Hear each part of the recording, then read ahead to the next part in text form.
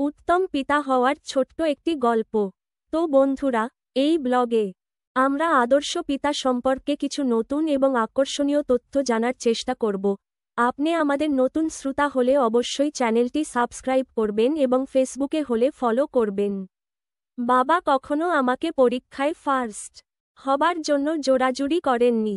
তিনি শুধু বুঝতে চেয়েছেন স্কুলে আমি নতুন কিছু শিখতে পারছি কিনা। প্রত্যন্ত পল্লীগ্রামের এক অখ্যাত স্কুলে আমার শিক্ষাজীবন শুরু হয়। তখন আমরা গ্রামের বাড়িতেই থাকতাম। বাবা মফস্বল শহরের কলেজে অধ্যাপনা করতেন। ক্লাস 2তে ফাইনাল পরীক্ষায় আমি থার্ড হই। এতে মা ভয়ানক রেগে যান। ফার্স্ট হতে না পারার জন্য তিনি আমাকে ঢোল কলমি, এক ধরনের ছোট গাছ, দিয়ে ভালো রকম উত্তম মধ্যম দেন। সন্ধ্যায় বাবা যখন বাড়িতে ফিরলেন তখন আমি বালিশে মুখ গুজে কাঁদছি। তিনি আমাকে কাছে ডেকে মাথায় হাত বুলিয়ে বললেন, পরীক্ষায় ফার্স্ট হতে পারা বা না পারার মধ্যে জীবনের সার্থকতা নির্ভর করে না। একজন মানুষের সফল বা ব্যর্থ হওয়া যতটা না তার মেধার ওপর নির্ভর করে, তার চেয়ে বেশি নির্ভর করে তার দৃষ্টিভঙ্গির ওপর। বলা বাহুল্য, জীবন সম্পর্কে সঠিক দৃষ্টিভঙ্গি গড়ে তোলার শিক্ষা বাবা আমাকে ছোটবেলা থেকেই দিয়েছিলেন। তিনি দরিদ্র মানুষ নন, তবুও তিনি আমাকে অভাব শিখিয়েছেন। কোনো জিনিস অন্তত 3 বার না চাইলে তিনি সেটা কানেই তুলতেন না। 3 বার বললেই যে পেয়ে যেতাম ব্যাপারটা মোটেই সেরকম নয়। তিনি তখন আমার চাওয়াটাকে বিবেচনায় নিতেন।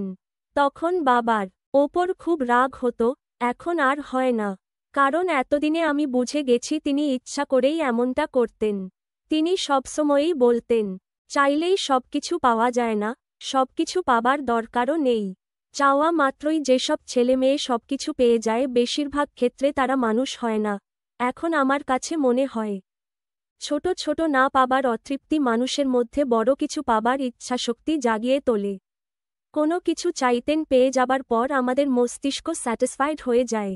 আর যখন আমরা সেটা পাই না তখন আমাদের মধ্যে এক ধরনের অস্বস্তি জন্ম নেয়। অস্বস্তিটা একসময় আমাদের অবচেতন মনে, সাবকনশিয়াস মাইন্ড, পৌঁছে যায়।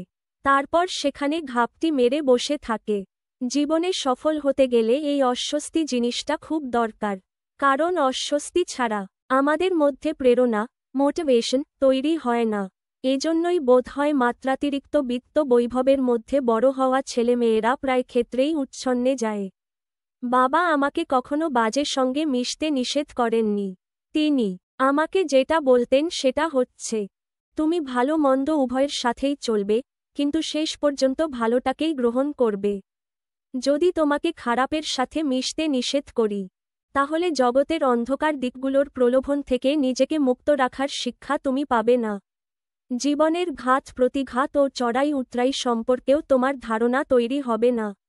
এটা শেষ পর্যন্ত তোমার ক্ষতির কারণ হতে পারে। তাই কলেজ জীবনে আমার বন্ধুরা যখন লেটেস্ট মডেলের বাইক হাঁকিয়ে মেয়েদের কমন রুমের সামনে এসে সানগ্লাস খুলে দাঁড়াত তখন আমার মনে এতটুকু ঈর্ষা দানা বাঁধত না। আসলে ইংলিশ মিডিয়াম স্কুল, বিলাসবহুল গাড়ি, দামি ফ্ল্যাট, ডাইনিং টেবিল ভর্তি খাবার, নামি ব্র্যান্ডের ফোন, এসব দিয়ে সন্তানকে মানুষ করা যায় না। সন্তানকে সত্যিকারের মানুষ হিসেবে গড়ে তুলতে হলে তাকে জীবনের মানে শেখাতে হয়। বাবা আমাকে শৈশব থেকেই জীবনের মানে শেখাতে চেয়েছেন। আমি কতটুকু গ্রহণ করতে পেরেছি জানি না।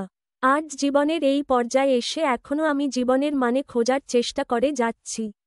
আমার কাছে জীবন মানে পৌষের সকালে শিশির ভেজা ঘাসে খালি পায়ে হাঁটা, ভরা বর্ষায় ডিঙ্গি নৌকা করে খালে বিলে ঘুরে বেড়ানো, হলুদ সরিষা ক্ষেতের আইলে চুপচাপ দাঁড়িয়ে থাকা, পরন্ত বিকেলের ঝিরিঝিরি হাওয়ায় মাছ দাপিয়ে ঘুড়ি ওড়ানো, নদীর তীর অসার করে ফেলা ঘন কুয়াশা, বাঁশবাগানে জোনাকির মিটিমিটি আলো, উথাল পাথাল জ্যোৎস্না রাতের পুকুরঘাট, আধার করে আসা একটানা বৃষ্টি, আপনজনদের সাথে কাটানো সুন্দর একটা সন্ধ্যা। আমার কাছে জীবন মানে সাধারণ মানুষের সেবা করা।